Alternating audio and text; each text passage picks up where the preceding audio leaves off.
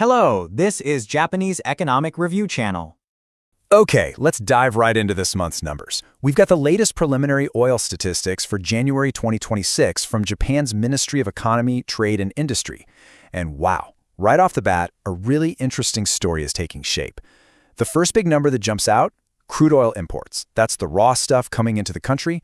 They dropped by almost 8% compared to this time last year. Now, you might think a drop in imports means things are slowing down, but that's not the whole picture at all. See, at the exact same time, domestic fuel oil production went up, and we're not talking a small bump either. It was up a solid 10.5%, and that's actually the second month in a row we've seen a jump. So think about that for a second. Japan's bringing in less raw fuel, but its refineries, they were actually busier than ever. And this right here is probably the most dramatic number of the whole report. It's really the heart of the story today. Fuel oil exports just skyrocketed. We're talking a jump of almost 40%, 39.4% to be exact, year on year. That's huge. Less crude coming in, more refined fuel being made, and a massive amount of it being shipped out. So what on earth is going on here? Let's break it all down. All right, so to really understand this, we've got to start at the very beginning of the supply chain. We're talking about the crude oil, the raw stuff that's actually arriving at Japan's ports. So, the total volume for January landed at 12.13 million kiloliters. Now, what makes this so interesting is that it completely flips the script on the recent trend. See, for the past 3 months, imports had been climbing, so this drop, it's a pretty significant reversal. So where is all this oil coming from? Well, no big surprises at the top. Saudi Arabia and the UAE. I mean, together, they make up almost 90% of all of Japan's crude imports. That's just absolute dominance in the market. Then you've got Kuwait, the USA, and Qatar rounding out the top 5.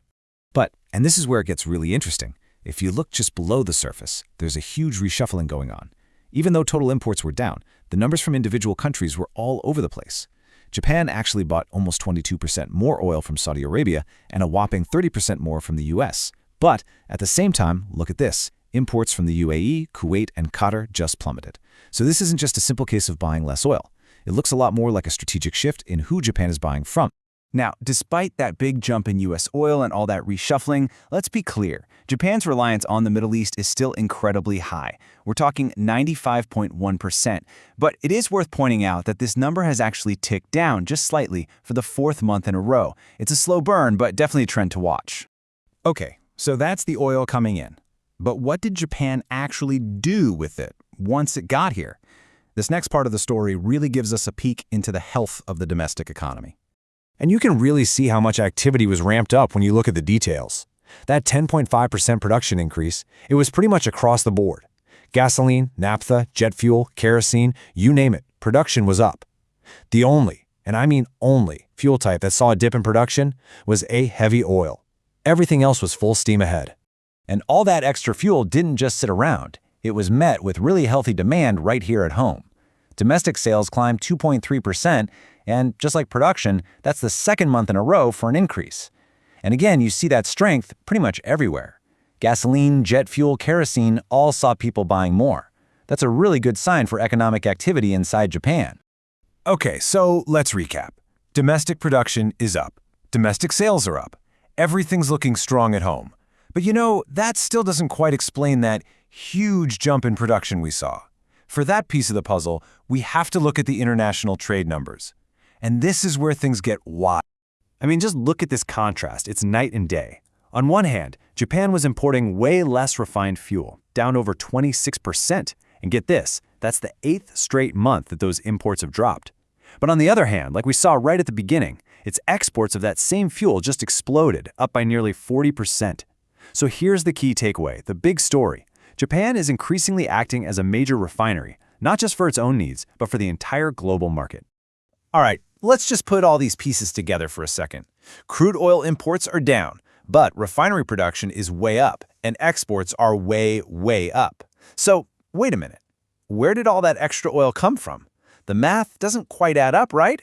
Well, that leads us to the final piece, the national reserves. And there it is. There's our answer. Total fuel oil inventories dropped to 9.05 million kiloliters. That's a dip of almost 4% compared to this time last year. So that massive surge in production and exports we saw in January, it was at least partly fueled by dipping into the country's own savings account, so to speak. They were drawing down existing stockpiles. And when you zoom in and look at the different types of fuel, the picture gets even sharper. Check this out. With the one single exception of jet fuel, inventories for every other major category were lower than a year ago. Gasoline, kerosene, gas oil, you name it, the reserves got tighter. Okay, so let's just take a quick step back and pull all of this together. What is the real story the January data is telling us? It really boils down to 4 key steps. First, less raw crude oil came into the country. Simple enough. Second, even with less raw material, Japan's refineries went into overdrive and churned out significantly more finished fuel. Third, all that extra fuel went to 2 places. It met rising demand right here at home, and it satisfied that massive boom in demand from overseas. And finally, step 4. To make it all work, Japan had to dip into its savings, drawing down its national inventories and leaving stockpiles tighter all around. And that, right there, leads us to the big, flashing question mark looking ahead. This whole balancing act, lower imports, higher production, all while draining your reserves, it worked for January. But it paints a picture of a system that's running really, really hot, with a safety buffer that's getting smaller. So the huge question is this sustainable? Can Japan keep up this new role as a major fuel exporter in the months ahead? Or is something, somewhere, going to have to give? Thank you for watching the Japanese Economic Review. We look forward to having you with us again.